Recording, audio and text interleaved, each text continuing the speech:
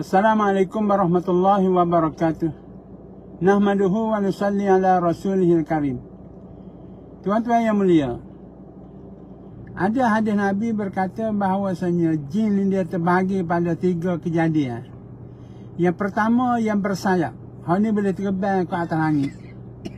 Yang kedua, yang berupa binatang seperti anjing hitam, ular, kucing, kala, jeking, lipan. Yang ketiga ialah jenis yang berpindah randa. Berpindah randa ni ada duduk di bukit, di kampung, di darat, dan ada duduk di laut.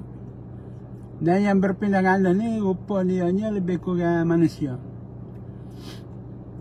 Ada di Mesir ni dulu seorang pelajar kawan pada adik saya, dia beritahu bahawasanya dia ni nak kepada seorang perempuan. Dia sangat nak. Orang kata pergilah jumpa ahli sihir orang Nasrani. Dia pun pergi di gereja jumpa ahli sihir tu, minta bayaran lebih kurang 500. Banyak tuan-tuan masa tu 500. Dia kata mu tunggu di bilikmu pukul 11 malam. Jadi pelajar tu duduk di bilik dia pukul 11. Dan dia kata buka pintu jendela, jangan tutup pintu jendela. Pukul 11 tu dia tengok dengan mata dia, perempuan yang dia nak tu dilacak ke dalam bilik dia, macam orang lacak batu pisang gitu, dan jatuh dalam bilik dia. Artinya padri Kristian ni guna jin yang dia puja untuk terbangkan gadis tadi masuk bilik dia. Sampai macam tu sihir dia. Lepas tu dia buat apa pada gadis tu, dia tak ceritalah pada saya. Saya pun tak nak fitnah dia. Kemudian jin terbang boleh bawa barang berat ni memang ada. Pada zaman Nabi Sulaiman AS, apa kala ada keperluan untuk Nabi Sulaiman bawa daripada negeri Yaman kepada negeri Palestin, iaitu singgahsana Raja Balkis. Nabi Sulaiman tanya, siapa di antara rakyat Betel ni yang boleh bawa? Maka berkata seekor jin ifrit. Jin ifrit ni kafir. Dia kata patut boleh bawa tuanku dalam masa majlis ni bersidang. Jadi majlis raja ni kita bubuh lah sejam. Artinya 1 jam tu satu majlis.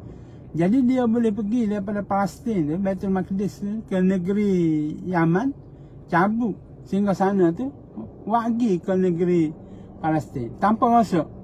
Nanti dia kata bila bawa terbang ke atas kena angin, kau hancur berat, kutu getah tak ada, molek-molek ada.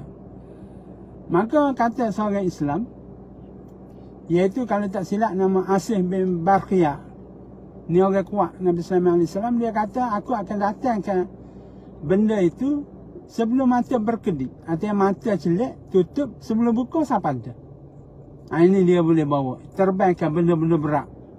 Sehingga sana ni kalau seorang pikul tak gerak tuan-tuan, dia berat.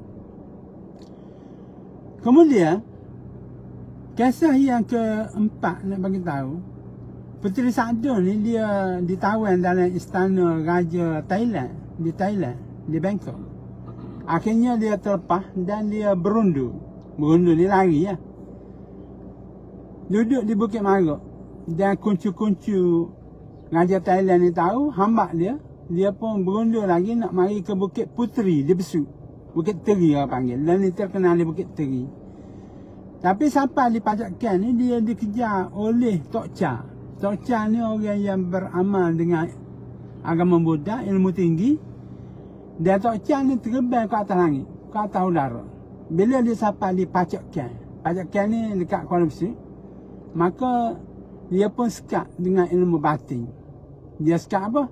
Dia sekat Tok Cha terbang duduk dalam tu dengan telunjuk dia, tunjuk ke atas, dan dia palang. Dia garis. Dia palang telunjuk dia tu, maka jatuh Tok Cha ni bobak-bobak. Masa tu lah dia baca ayat dia, iaitu la yastakhlifannahum. Dengan ayat ni jatuh, iaitu membatalkan segala sihir. Dan ayat ni juga hak diajar oleh anak murid terkenali kepada saya. Lepas tu saya kata kena sudi dengan iman tu. Kena sudi dengan iman tu, iman dia tengah pelupuh air hutan. Saya sampai situ, dia gerong marah. Kemudian tak ada nak baca, dia lari. Saya ni rasa terkejut, tak teringat nak baca. Bukan tak ada nak baca, tak ingat pasal dia. Kita pula naik kereta lari. Jadi belajar ilmu, kata tak tanggung lah. Tak tanggung, kena sudi, tak terbit ilmu. Tak terbit hak kita baca tadi. Kemudian daripada Bukit Marok, dia lari ke Bukit Puteri Besut. Daripada Bukit Puteri itu dia lari ke Bukit Kecil di Kuala Terengganu pula. Kemudian di China pun kita selalu tengok kartun dia, komik-komik dia pada zaman dulu. Ada orang terbang. Sebenarnya terbang tu dengan bantuan syaitan, dengan bantuan jin. Berkenaan dengan parai terbang. Bukan parai tu terbang kita boleh remuk macam kita remuk kapal terbang tu, tidak. Macam remote control. Macam drone, tidak. Parai terbang ni sebenarnya orang yang pergi parai tu orang tak nampak. Itu sebelum daripada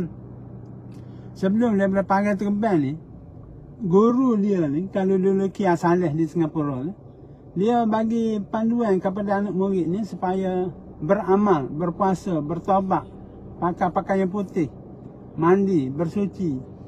Kemudian ada juga di antaranya kena puasa. Kena puasa iaitu tidak makan bahan-bahan bernyawa, binatang bernyawa. Ada yang panggil puasa pati gini, pakaian putih sahaja.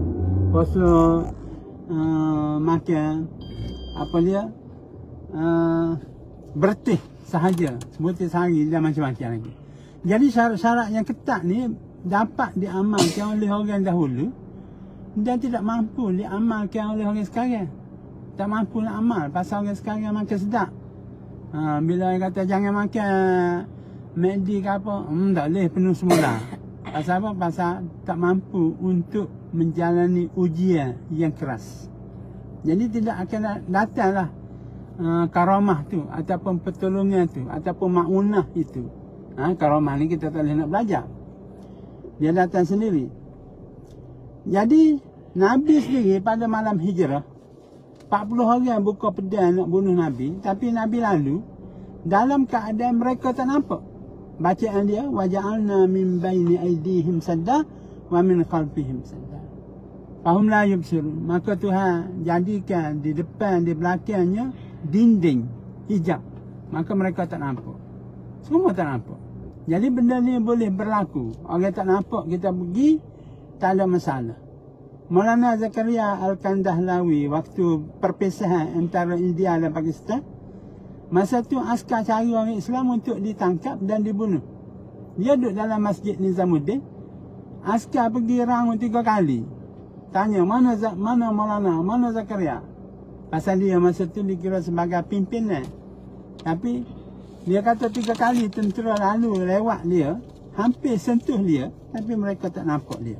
Jadi Tuhan boleh buat benda hak kita ada tapi orang tak nampak. Jadi tuan-tuan yang mulia, saya juga pernah jumpa seorang, dia ajar ilmu raib senapah. Bacaan dia dalam surah Muqaddam ya, iaitu baca ayat ni, orang tak nampak, tahan nafas senapah. Jadi kalau kita pergi ke tekan dengan orang, ada pokok, ada meja, ada kerusi, ada batu, ada kayu, kita duduk di pokok yang pertama, dia tak nampak kita. Kita baca ayat tu, tahan apa? Kita cepat-cepat lari kepada pokok yang kedua. Lepas tu kita lepas nafas tu, dia akan nampak. Dia akan nampak. Sebab tu kita kena nusuk.